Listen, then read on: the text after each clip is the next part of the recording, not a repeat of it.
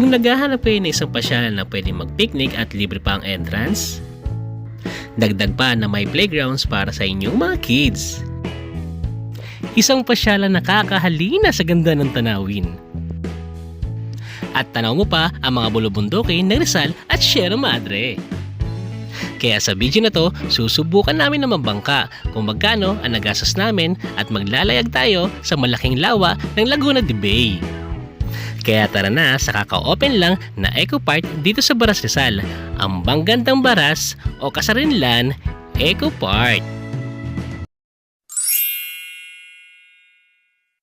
Hello, so welcome sa bagong edition ng Cardinals Adventure and Days Vlog. Ayan, may pinasyalan naman kami dito sa Tanay Rizal, ay sa Baras Rizal. Ayan, pakita mo lang ang Kasarinlan sa Baras. Ayan, Kasarinlan Eco Park. Ayan, so nagmamadali ako kasi baka makapirate kami eh. Ayan, pasukin na natin sa loob tapos pakita ko lang sa inyo kung paano kami pumunta dito simula doon sa MRT Shaw Boulevard.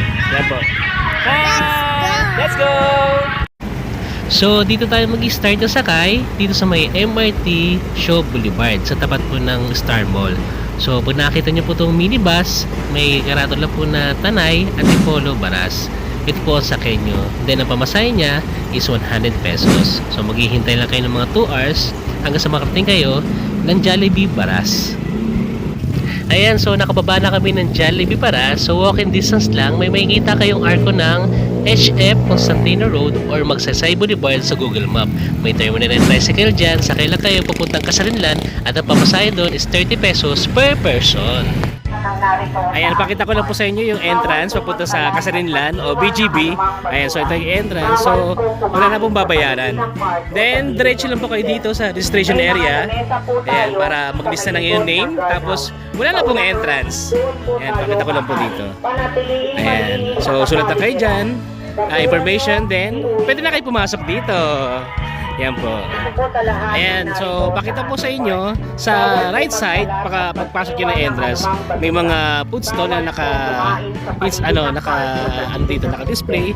Then may mga foods din dyan, mga pamerienda, may mga pizza, drinks, mga barbecue. Ayan, so maganda yung lugar. Kung nagugutom kayo, pwede ka agad kayo dumirect dito. Yan sa food stall nila. Ayan. Hello! So, umupo muna kami. Dahil pagdating namin dito medyo nagutom na, kaya umorder kami ng pizza. Yan. So yan yung mga pwede nyo ma-order dun sa food park. Yan. Na makikita nyo. Malapit dito sa may entrance. Yan. So dito, oras natin alas 3 ng hapon eh. May iba na napapalilim muna sa likod. Kasi medyo mainit pa. Kasi tingnan nyo naman yung background namin sa harap. Oh, di ba? Mismo parang ano na yan, Laguna Lake na yan. Sige yan. Hi! Ayan. Ayan, nagutom na kami kasi malayo yung biyahe namin galing ng 12. Nakating na kami dito ng quarter to 3. So parang 3 hours lang yung ano namin. Almost 3 hours yung biyahe natin. Ayan. Kamusta ang biyahe natin, Han? Talap. Talap? Kasi ang sarap po. Presko ng hangin, nag-relax ka lang. Ayan. Tapos wala lang. Tingin ka na sa tanawin. Saka syempre libre. Oo, walang entrance, libre. Kaya wala ka nang gagastusin dito, yung pamasahe mo na lang sa panchicha. Pwede magbahon. Pwede magbahon kasi pwede ka mag-picnic dito. Yung iba nagtatago na sa may puno. Eh. Yung iba may mga payong, may mga upuan. Yung kami, tamang ano lang, cowboy lang. Ganda ng misis ko. Yan po, so videohan na natin itong kabuuan ng BGB, yung Banggandang Baras o Kasarinlan Park, Eco Park. Ayan, so sa mga gilid-gilid may mga upuan dyan, kaso dahil nga sa medyo mainit pa na alas 3 ng hapon, yung iba ay nagdililim at doon na lang nagbabanding-banding. Yan, so kabilaan siya na makikita mo din sa mga bundok na yan. Pililya Rizal na po yan eh. Kaya may makikita po kayo mga windmill. Ayan, doon sa upper side ng mga bundok. Then sa right namin, ayan yung dinaanan namin doon, galing doon sa Teresa. Ayan, Bagong Bayan, papuntang Antipolo. Ayan, so maganda yung lugar. Talagang ano, kung gusto mo medyo may peace of mind, pwede ka mag-diretso rito. Then sa right side may makikita ko na playground. Ayan. So yung mga bata na may anak kayo, pwede nyo dalhin po dyan para mag-play habang kayo nagre-relax din. Kung gusto nyo mag-cellphone, magbasa ng books, ganon. Pwede kayo magano dito, mag-chillax. Ayan. So tama ba? May pine tree ba yan? Hindi. Hindi, no? Kala ko may pine tree Ayan. So lakarin lang po natin ito. Sa gilid natin, ayan, may mga bangka. Hindi ko alam, sabi ng mga nakausap ko din ng mga tendera, parang nag-ooperate sila. So parang 40 pesos isang tao. 40 pesos isang tao. Tapos pag nirent mo siya ng special, papalo na 300? 150 to 300. 150 to 300. Ayan. So check natin, ito try natin kung makakatry tayo makasakay ng ng bangka. Ayan, pakita natin itong playground. Ayan. So pwede mo laro yung mga bata. Ayan. Makapag-enjoy sila dito. Ayan. Tapos bandang unahan. Sige. So ang ganda ng panahon, ang ganda ng punta namin. Maliwalas, tamang init lang. Saka marerelax ka talaga. Ayan, so may nakita ko na magandang park dito. Ayan. Parang medyo maganda yung pagkaka-design dito. Ayan, sa gitna, parang may clubhouse. Ayan, pero tambayan din siya. Ayan, tapakita ko lang dito. Yun, sa may bandang dulo, parang yung pwede ka mag-exercise. Yan. Yung mga nakikita natin sa mga sa mga park sa akin sa City Circle, may mga paganyan. Yan, so ang ganda lang yung tignan. Siguro mas dating ng hapon, mas okay pa siya. Kasi ito, kita nyo na tirik pa yung araw. Tapos sa kanan natin, yan, may CR din po dyan. Yan. May CR dyan. Tapos kanina doon sa may food park, may CR din po doon. So hindi kayo maproblema pag halimbawa naabutan kayo ng sakit ng tiyan o naiihi kayo. Ayan, tapos ito, ayoko lang pagdamot sa inyo to kasi ang ganda tignan. Malapit lang yung Laguna Lake. Ayan, pakita po natin. Ayan. Kanina may nakita ko na may nangingisda. Ayan, sila kuya. Ayan, yung mga nangingisda. So hindi ko lang alam kung ano makukuha nila dyan. Kung yung mga bangus ba o tilapia. Ayan. So ang ganda Ang ganda niya tignan. First time ko ito makita in person. Itong Laguna Lake. Ayan. So pakita ko lang yung magandang tanawin na to na nasisinagan ng araw. Ayan. Hindi ko alam kung ano yung mga pananim ba yan na nakikita ko. Basta ang ganda lang niya tignan sa mata, lalo na in person. Ayan. Tapos yung mga bangka-bangka doon. Ayan, si kuya nagpipish. Ayan. Hindi natin alam kung ano makukuha niya. So ang ganda rito. Ganito yung gusto kong pasyalan na park na may katabing dagat o lake. Kasi may kita nyo, kasi yung hangin, presko yung hangin, maaliwalas, talaga marerelax ka. Ayan. Tapos pang family talaga, pang barkada, dahil may mga playground, may ganitong park. Ayan. Ang ganda. Natutuwa ako sa lugar. Masisiyahan din kayo dito. Ayan, so pakita ko lang sa inyo. Ayan, parang pwede na talagang sumakay dito sa bangka. Ayan. So ganito yata kalaki ang pwede nyo masakyan. Ayan, so pang family siya. Ayan. Kaya magkano yung sa bangka pag sasakay ka? 40 yung isa. Pero pag alimbawang in-special mo siya 200. Ayan, so kay kuya pang 5 person yun. Ayan, nakita natin si kuya. Ayan, natanong natin. So 40 per tao. Tapos pag gusto nyo yung special siya 200, pwede na kayo lumarga. Yan. So alam na natin kung pwede tayo kung gusto niyo magbangka-bangka po rito sa sa may gilid ng Baras. Ayan. So hindi ko lang alam kung hanggang saan yung aabutin nito. Yan. Bala ko rin i-try ito mamaya. Yan. So ang ganda lang yung ma-experience O di ba, nagbabangka ka habang ini-enjoy mo yung tanawin. Ayan malayo kaya abutin yan. Parang naiinggit ako Parang gusto ko rin sumakay. Ayan. Sige, itatry natin yan mamaya. Gusto ko pang libutin yung buong ano eh. Buong park na ito sa Casarinlan Park. Ayan. Ayan po, so pakita ko lang sa inyo, may ibang part dito na ginagawa pa for construction. Hindi ko alam kung kaparehas dun sa kabila, yung parang may clubhouse para pwede rin papwestuhan, matambayan din ng mga turista. Yan, dito sa Casarinlan. Then sa kabila naman niya, pakita ko lang, ayan, may maliit na lake, yan, na may kita kayo. Then parang may wishing well din dito. Yan. Tapos puntahan lang po natin yung bandang dulo. Yung may naka-display na baras. Yan. So ang ganda lang maglakad-lakad dito. Promise. Na ako na mahilig sa ano, sa malayo ang biyahe, malayo ang lakaran. Yan. Ganito yung mga gusto kong trip. Kahit mainit, yan. Kahit medyo naiirita ka na, pero pag ganito naman mahangin, talagang feel mo na nare-relax ka. Yan. Para nakapagpahinga ka na rin kahit naglalakad ka lang ng malayo. Yan. So dito lang sa side, may mga upuan. Yan. Pero medyo mainit pa. Yan. Pakita lang din natin doon sa part na yun. Ang ganda lang niya makita. Yung Laguna Lake. Yan. Diretso lang po tayo. Hindi ko alam kung pwede ang motor. May nakikita akong motor. So siguro tiga dito yan, mga tiga barangay. Ayan. Tapos may nakikita akong mga tao sa kabila. Ayan. So pwedeng maglakad din doon sa kabila. Ayan. Lakarin lang po siya natin. Ayan. Medyo malapit-lapit na. Ayan po, so nandito na tayo sa sa Banggandang Baras.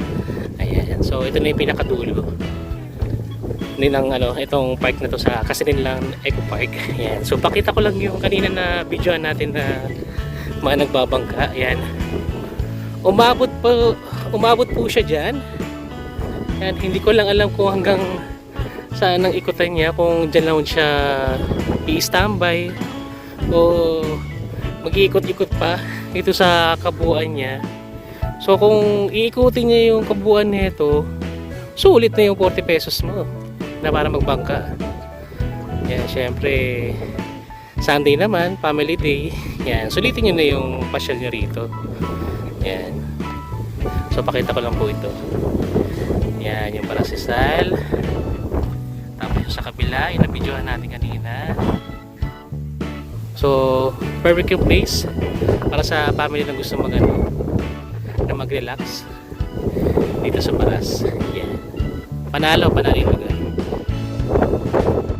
Nagbukas sa publiko ang Banggandang Baras o Casarinlan Eco Park ng May 1 para sa mga barasenyo at lahat ng nais na makapasyal dito.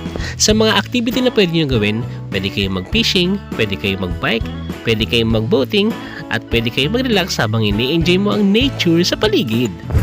Ayan, so na-try natin ngayon na magbangka dito. So legit nga, per tao, 40 pesos.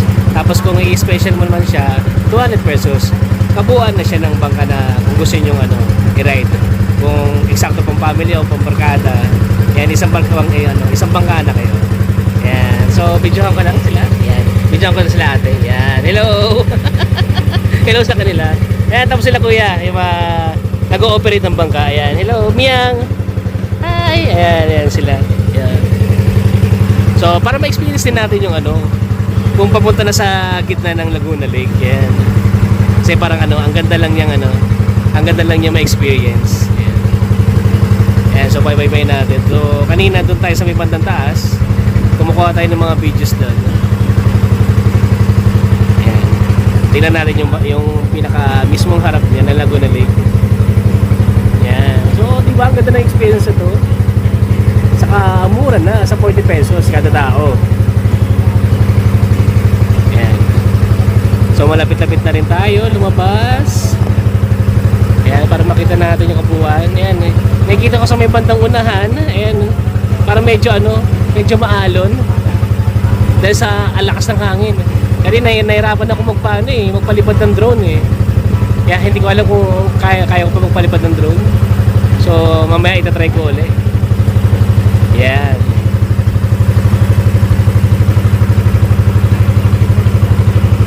Yan, so kanina nakikita ko na marami ng mga turista na pumapasok dito sa Casarinlan Eco Park. Yan. So bandang hapon ang dami ng tao niya. Yan. Tapos nakikita natin may mga tao doon na nangingisda. Yan.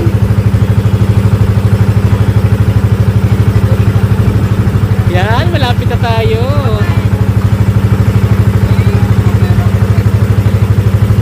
Ang lakas ng hangin, no? Grabe.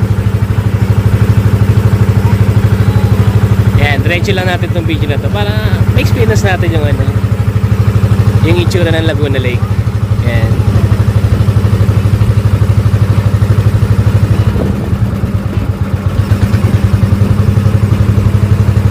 Yan. Nasa labas na tayo. Yan. So, medyo maalon ng konti. Yan. So, check natin kung saan naaabot itong aabot itong paglalayag natin. Yan.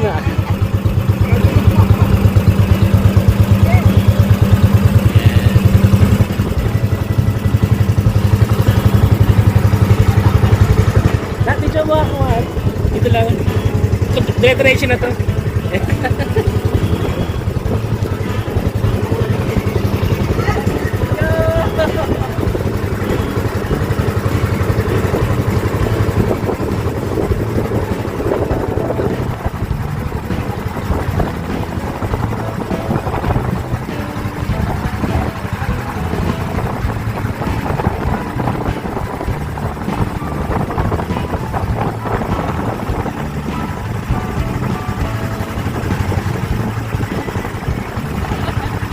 Nababasa na ako.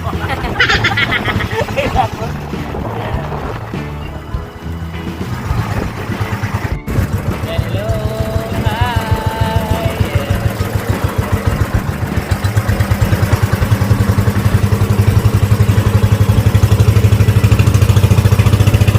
Ganda lang mag-video kasi sa likod paano na siya, pa-sunset na.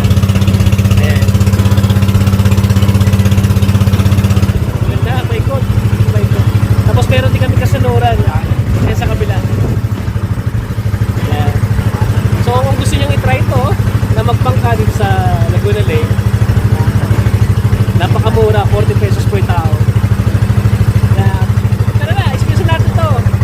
Area na tayo.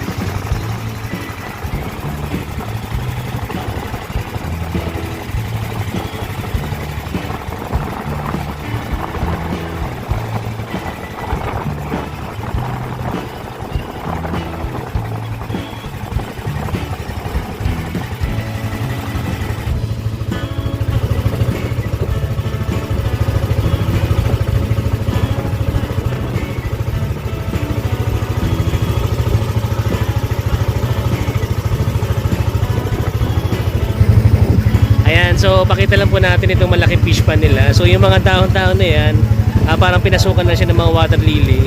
Pero yung kalagitnaan yan, mga fish pan na mga isda na tilapia sa bangus. Yan. So ang laki na sako ng fish pan nila. Yan. Pakita lang po natin. Yan. Hanggang doon pa po sa may kapila. Ayan. Ang laki na sako. Yan. Siyempre hindi na natin alam kung sino yung may-ari niyan. Pero at least ayan yung pinagkukuha nila ng kabuhayan. Ayan. Tapos kaharap lang yung mismong windmill. Ang ganda makita. Ayan. Talaga yung view, panalo talaga sa view. Ayan. Nakaka-relax pa yung hangin, yung simoy ng hangin. Ayan. Ang umuni-muni ka lang. Ayan. dito na natin sa gitna. Yan.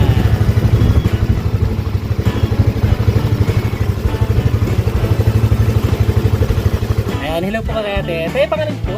Bilma po. Ay, Bilma. Ayan. Magkano po yung per tao po na pag sumakay kami dito? 40 pagka maramihan. Opo. Pagka special, Opo. hindi mapababa, Opo. 200. Ayan, 200. Yun Yan ang sabi maximum. niya. Ayun, pinaka-maximum yun. So, 40% per tao. Tapos pag isang Buong bang isang buong bangka, 200 pesos na yan. Yung ano, Yeah. 5 pesos. 5%. Oh, 5 person. Pagka maramihan yung 40 ang isa. Okay, pag maramihan yan. Kaya salamat po. Hello. Thank you. Kay Kuya po, ano pangalan ni Kuya? Ay, Rapi po, Rapi. Ayan, kay Kuya Rapi. Hello din ko Kuya Rapi.